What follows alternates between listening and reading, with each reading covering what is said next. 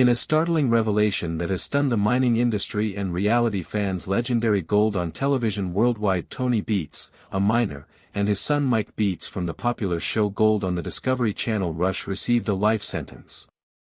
Imprisonment. The ruling in the crowded Yukon Territory yesterday. The courtroom is where the dramatic conclusion occurs to what many people consider to be the most important criminal case to ever surface from the realm of reality TV mining. The father and son team is well known for their unique Dutch accents are vibrant language and forceful mining techniques. Were convicted of several crimes. Include significant environmental violations alleged that jumping fraudulent gold reportage and the details provided by prosecutors as a criminal conspiracy of unparalleled scope in contemporary mining. The Beets family's notorious past in operation at Paradise Hill, once demonstrated as a major producer of gold on it, has now been shown that television is the headquarters of the relevant authorities, referring to a criminal enterprise based on deceit and devastation. Inquiry that resulted in the Beets 3 years ago. Collapse started when Parker Schnabel, a rival miner, once Tony Beets, a mentor, approached officials that have concerns regarding peculiar mining methods he had seen while working next to. Claims began as standard questions and swiftly intensified when detectives discovered proof of a systematic environmental infractions of the code that dwarfed anything saw in the Klondike before.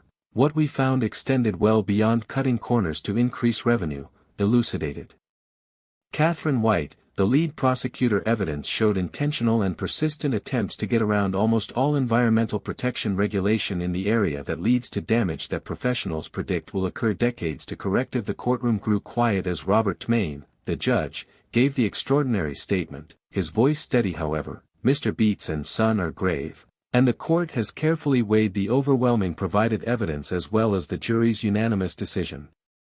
On every issue, the magnitude and methodical character of your offenses combined with your total lack of regret departs this court with no substitute but to enforce the highest punishment permitted by law. You are hereby given a life sentence without the potential for parole. Tony outperforms the patriarch, 75, who is renowned for his Viking-like demeanor and foul language-burdened instructions. Stayed calm as his trademark was read in the sentence. Finally, the self-assured manner was broken only when his 35-year-old son Mike was likewise granted. The Mike received the same penalty that taking over daily life more and more. The family mining company's operations emerged clearly in recent seasons. Rattled when his future reality set him.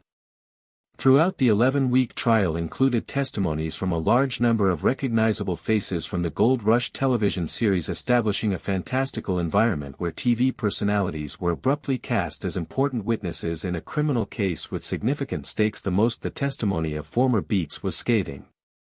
Crew members who described their experiences directed to carry out environmental damaging behaviors when cameras weren't making fun of Rick Ness, again notable minor character from the program who formerly collaborated closely with the Beets. Parker Schnabel and his family supplied important testimony regarding the discussions he had observed between Mike and Tony about what the prosecutors referred to as the dual mining approach, legal television operations, filming, and much more. Damaging uncontrolled actions carried out during off-camera hours. As Tony would say, there was real mining and television mining.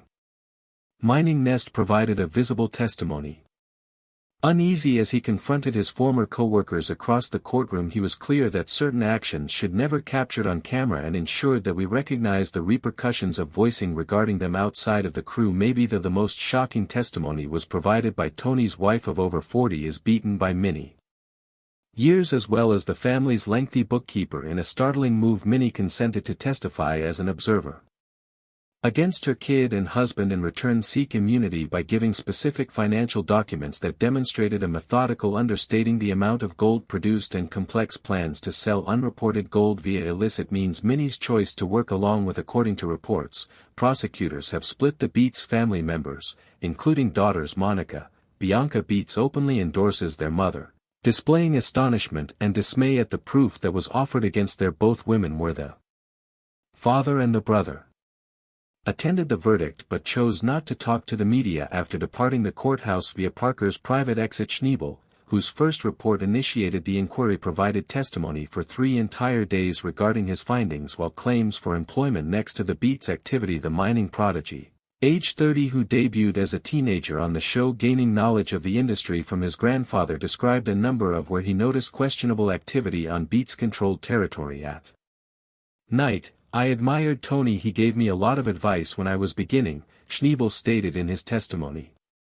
Keeping a constant gaze on his old mentor, but as time went on, "I noticed it was inexplicable by reasonable mining operations when water should been transparent that I was going black with pollutants at 3 a.m. onto my claim, and when that water's test samples revealed mercury levels and other substances that aren't utilized in authorized operations, for which I was accountable," reported. The dynamics of the courtroom were further made more difficult by the existence of multiple producers and staff of Discovery Channel participants who were forced to testify regarding what they had seen while shooting the series, with a number of producers stated that they were unaware of any illegal actions, while others acknowledged suspicions that they neglected to disclose from worry about the show's ongoing popularity. Christo Doyle, an executive producer who has showed up on the show's post-show portions, attested to the fact that the production team followed stringent procedures regarding adherence to environmental regulations while filming, but admitted they had little insight into activities throughout the substantial off-camera eras of Gold Rush movies. Roughly Doyle, 15% of the real mining season discussed during cross-examination. "We are unable to keep an eye on what occurs over the final 85% of the we depended on the honesty of the compliance of mining operations with regional rules." The case has brought up significant inquiries concerning reality TV oversight of production, with critics claiming that the monetary rewards of environments can be created by successful shows if unlawful activity is subtly encouraged by the absence of inspection. A statement has been released by Discovery Channel, expressing disbelief with the decision and denying any awareness of unlawful. Veteran of the military Fred Lewis, who appeared in subsequent seasons of the show, testified of an upsetting he spoke with Tony Beets about at an uncommon social event of the cast of the play. After having a few drinks, Tony began boasting about how the foolish environmental laws were not applicable to him since he was capable of working. "I believed that he was simply speaking aggressive, which was how he came across on. I had no idea how big the show would be." What was truly taking place was the prosecution provided a wealth of environmental data, such as before and following satellite photos of regions the Beets operations mining revealed large-scale, illegal diversions of rivers and the devastation of protected wetlands. Environmental scientists stated that there was mercury in several places, with further pollution from heavy metals at levels that exceed the 200-fold legal limit. Todd Hoffman, who was in previous seasons of the program prior to departing to explore further endeavors, was referred to as a character. Testimony provided by the defense approach that had a disastrous backlash when prosecutors took advantage of the chance to inquire about Hoffman's prior disagreements with Tony Beets. "Yes, Tony and we had our disagreements," Hoffman said. Admitted, "He called my operation amateurish and ineffective in retrospect. I wonder whether I was trying to do that. Must follow the book's instructions." While he seems to be unrestricted by rules, the lawsuit had to go much further. Dramatic shift as proof surfaced that reportedly the Beets operation had infringed upon the rights of others. Miners were surreptitiously featured on the broadcast, extracting gold from unowned land. Currently starring in his own Gold Rush spin-off, Dave Turan's Lost Mine provided testimony regarding the discovery of peculiar patterns of excavation along the limits of a claim that he worked on multiple years ago. "I was unable to provide proof at the time. Anything, but the calculations didn't add up. According to Turan, areas that ought to have recoverable gold according to our experiments were appearing empty, as though someone had. I've been there before and now I know what was taking place." The defensive group, under the direction of well-known Jonathan Blackwood, an attorney, tried to make the argument seem selective. Prosecution motivated by resentment of the defeats Tony's disproportionate wealth and familial success televised character. This tactic was successful in little momentum as prosecutors carefully shown environmental test findings, financial documentation, and evidence from former workers who took involved in the illicit activities. "My customer is a vibrant individual who contributes to television." Blackwood in final remarks, "The Tony Beets has been bewildered by the prosecution.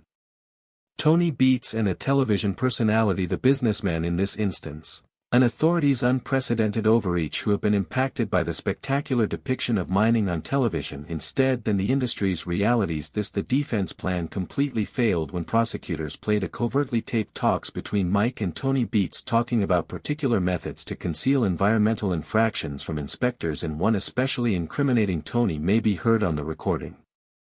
Teaching his youngster the appropriate time to unlawful use of mercury to coincide with times when inspectors were recognized as in different areas. After the verdict, a number of jurors consented to talk anonymously regarding their discussions. The proof was just overpowering. One female juror stated in her 40s, "We attempted to tackle the case keeping an open mind to distinguish the television character from the real commercial procedures, but what we observed and heard displayed a distinct and regular pattern of deliberate unlawful activity."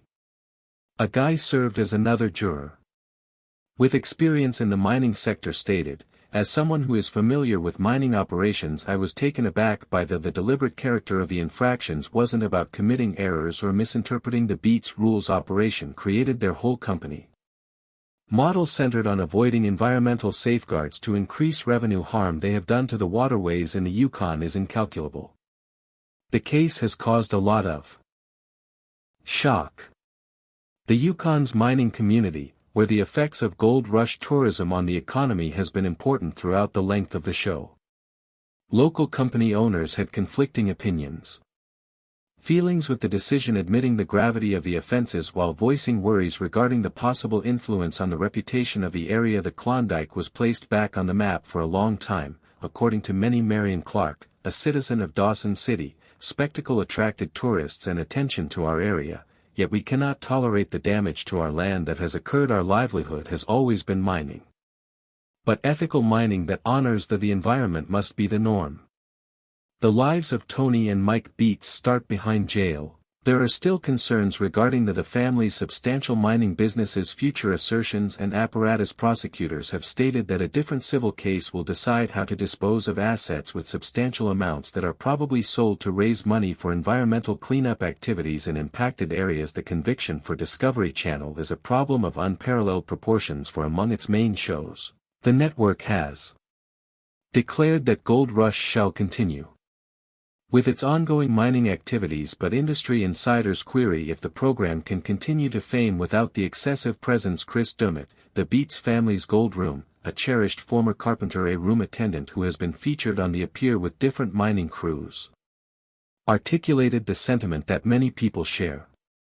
When cast members are approached outside the courthouse, it's a depressing day, for nobody wins here, regardless of who is involved.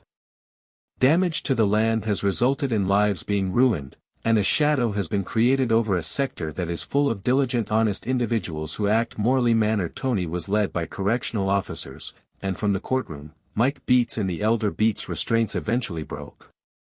His quiet as he turned to face the gallery filled with former co-workers in the media and viewers in a scene that reminded them of his TV appearances, although with all the bluster, he said, "The Viking has fallen," prior to being led through the entrance that would keep him away from. He spent decades in a mining enterprise constructing for Gold Rush. The conviction fans requires a reassessment of incidents observed over time, with scenes of the mining victories of the Beets family now revealed in a fresh, ominous light. Environmental organizations have already started using display snippets in addition to evidence from the trial to establish instructional resources regarding the significance of mining laws. The case also poses challenging issues about reality's responsibility. Television creators